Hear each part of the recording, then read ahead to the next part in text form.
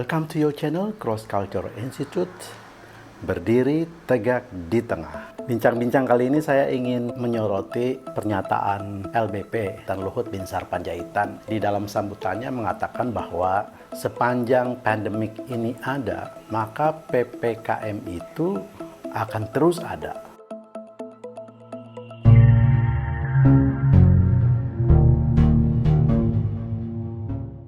Saya kira ini statement yang sangat mencengangkan, menohok kita semua, karena pada umumnya rakyat itu sudah traumatik dengan mendengar kata PPKM itu. Tapi bahasan kali ini saya ingin menggarisbawahi tentang pemerintahan Jokowi yang luput, tidak paham bagaimana menyusun pesan komunikasi politik kepada rakyatnya. Seperti yang tadi pada uraian awal itu saya mengutip pernyataan LBP.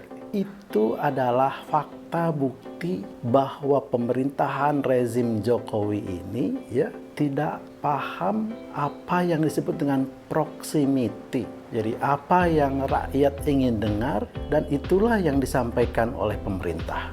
Kira-kira seperti itu dan itu tidak terjadi. Ketika PPKM itu diumumkan dan diperpanjang 1 minggu kemudian, saya kira rakyat sudah maklum, paham, karena ini sudah terbiasa berulang kali.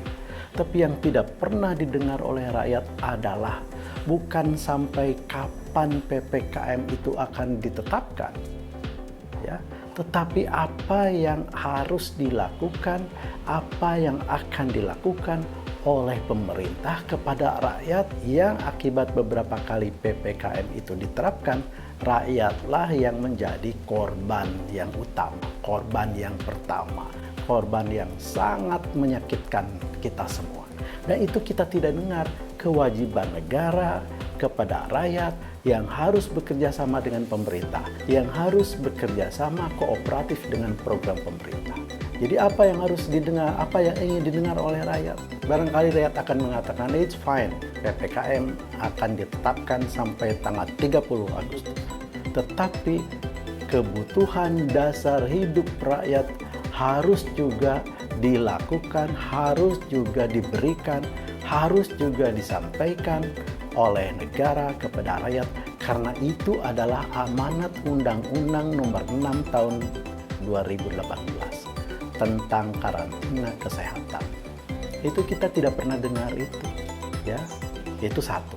Selanjutnya, 16 Agustus biasa pemerintah menyampaikan rencana APBN tahun yang akan datang dalam sidang MPK. Saya kira ini bukan kewajiban konstitusional, tapi adalah kebiasaan yang baik dan itu bagus. Nah, sekali lagi yang ingin kita dengar itu adalah rencana pemerintah yang akan datang adalah upaya-upaya perbaikan terhadap kondisi sekarang yang rusak akibat PPKM, terutama ekonomi. Jadi pesan yang ingin kita dengar dari mulut Presiden adalah bahwa tahun depan ekonomi kita akan membaik karena kita mengalokasikan anggaran lebih besar dari tahun yang sekarang. Saya kira itu yang ingin kita dengar dari pemerintah, dari mulut Presiden. Tapi apa yang kita baca, apa yang kita tahu adalah bahwa tahun yang akan datang, APBN kita, alokasi pembangunan ekonomi turun 52%, sementara anggaran untuk pertahanan keamanan dinaikkan.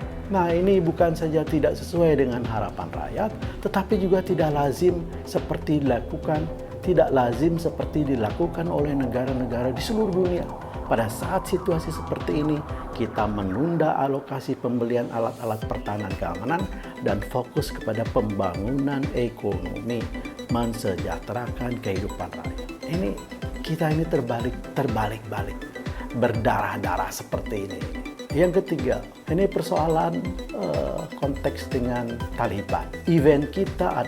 Berita kita adalah Menlo berhasil mengevakuasi sejumlah staf kedutaan yang ada di Kabul. Dan itu dilakukan bukan di awal, dini sekali. Padahal Jepang baru mengevakuasi masyarakatnya, staf kedutaannya pada hari Minggu yang lalu, berhari-hari setelah pemerintah Indonesia melakukan evakuasi terhadap penduduk. Ini artinya apa? Masyarakat Jepang, pemerintahan Jepang yang sangat peduli kepada rakyatnya, dia lakukan belakangan.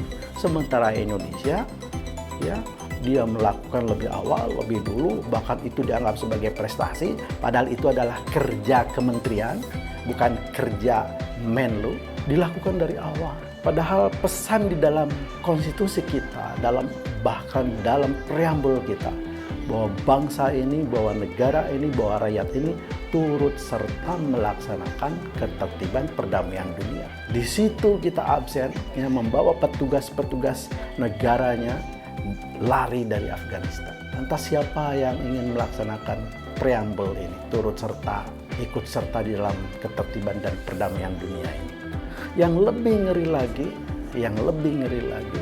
yang saya tidak pahami, yang kita juga tidak pahami, pernyataan seperti Ali Mohtar Ngabalin mencurigai bahwa Taliban itu adalah teroris. Ini bertentangan dengan opini umum dunia saat ini. Ini bertolak belakang dengan pernyataan resmi dari Taliban sendiri.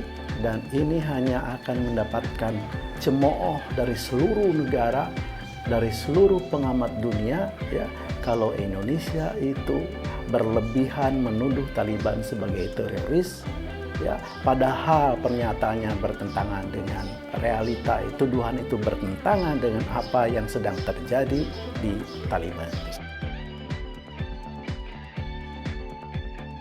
Cina adalah negara pertama yang datang ke Afghanistan, bekerja sama dengan Taliban. Apa maksudnya itu? Apa arti di balik itu? Bahwa mereka membaca ada peluang di situ untuk membangun Afghanistan, dan itu adalah peluang untuk rakyat Cina bisa mendapatkan peluang usaha di situ. Begitu kalau kita tetap di situ atas nama perjuangan turut serta menertibkan perdamaian dan keamanan dunia, kemudian kita ingat kepada rakyat yang sedang kesusahan, mencari usaha, peluang usaha.